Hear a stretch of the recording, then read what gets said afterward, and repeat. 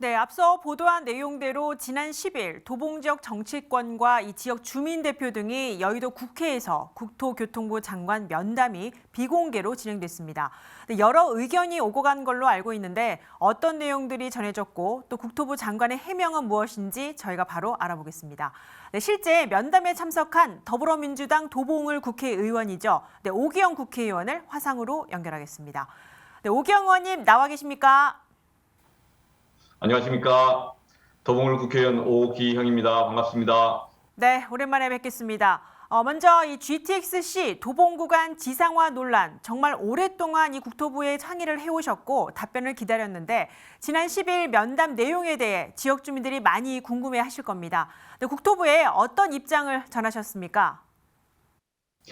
국토부 장관 면담은 저희가 요청을 한 거고요. 저와 인재근 의원이 네. 함께 요청을 하였습니다. 실은 작년 11월 중순경에 국토부 차관을 한번 만나서 문제제기를 한 바가 있습니다.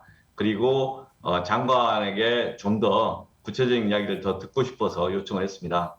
장관은 이 사안의 변경 과정에 직접 관여했던 공무원은 아니었습니다. 보니까 장관은 이제 기재부 출신이고 국토부의 그 논의 과정에 개입을 안 했어서 뒤늦게 내부 보고를 받은 것과 현장에서 저희들이 설명하는 것 약간의 차이가 있다라고 인식을 하는 것 같습니다. 지난 그 국정감사 때부터 제가 조사했던 내용들 그리고 저희가 우리 도봉구의 다양한 우리 주민들에게 말씀드렸던 것 이걸 종합적으로 전달하고 지상화에 대해서 반대 의사가 분명하다는 말씀을 좀 전했습니다. 네. 그렇다면 이 지역 주민들이 가장 궁금해하는 부분이 이 면담 결과 국토부 장관은 어떤 해명을 내놨나 바로 이 부분인데 어떤 의견을 좀 들으신 건가요? 지금까지 국토부의 입장은 본래 우리 주민들이 다 아시겠지만 예비 타당성 조사 보고서상에는 지하로 돼 있는데 민간 사업자를 공모하는 과정에서 이걸 지상화를 허용을 해줬고 그다음 민간 사업자들이 지상화로 해서 제안을 했고 그에 따라서 민간 사업자 중에 한 사업자를 우선 협상 대상자로 지정했던 것 이게 작년 여름의 사정이었죠. 이 과정에 대해서 작년 가을에 국정감사 때 그때 도봉구청을 통해서 뒤늦게 발견돼서 문제제기가 됐는데 그 상황에서 이미 진행하는 절차니까 가야 되는 거 아니냐. 그리고 작년 국토부 차관도 거의 추진하는 것을 변경하기가 쉽지 않다라는 식의 반응이었습니다. 근데 어제 국토부 장관은 이 국토부의 추진 과정에서 도봉구 주민과의 소통이 부족했다. 일단 이 점은 인정을 좀 하셨고 그리고 지금까지 모든 게 100% 확정되고 추진하는 그 결정된 상황은 아니다. 그러니까 검토 여지가 있다. 이 정도의 운을 좀 띄웠던 것 같습니다. 그래서 약간의 기류의 변화가 있다. 그리고 일정에 대해서 당장 바로 추진할 거냐. 그래서 지금 현재 절차적 단계는 우선 협상 대상자와 국토부 사이에 실시 협약을 체결하게 되면 인허가 의지가 되면서 이제 바로 설계와 시공을 하게 되는데 그 실시 협약 체결을 위한 초안을 지금 KDI나 기재부를 통해서 협의를 해야 됩니다. 근데 그 절차의 진행을 잠시 좀 보류하기로 했습니다. 이 점이 그전 그 차관 만났을 때랑 좀 차이가 있고 약간의 그 숨통을 좀 튀었다 이렇게 네. 이해를 하고 있습니다.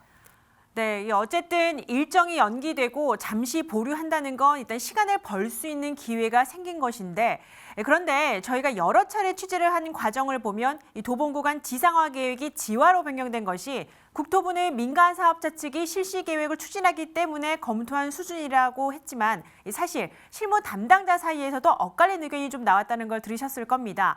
네, 이에 대한 명확한 해명이 좀 필요해 보입니다. 저희가 그 종래 예비 타당성 조사의 보고서상으로는 이 도봉 구간, 창동부터 도봉산역까지 그 구간을 지하 신설 구간으로 하는 것이 그 반영이 됐었던 거죠. 그런데 2020년 12월 그 약 한 달간 사이에 갑자기 지상으로도 추진할 수 있다라는 식의 그런 변경된 민자 사업자 유치 공모가 이루어진 거고 그 공모 과정이 석연치 않다.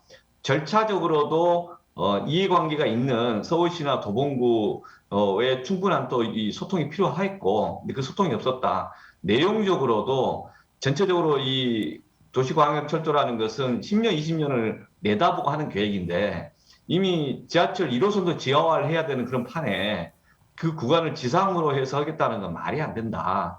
이런 점들이 다양한 형태로서 의견이 지금 제출되고 문제제기를 하고 있는 거죠. 그리고 그런 문제제기를 저희는 국토부가 적극적으로 좀 고려해서 대안을 세워야 되는 거 아닌가.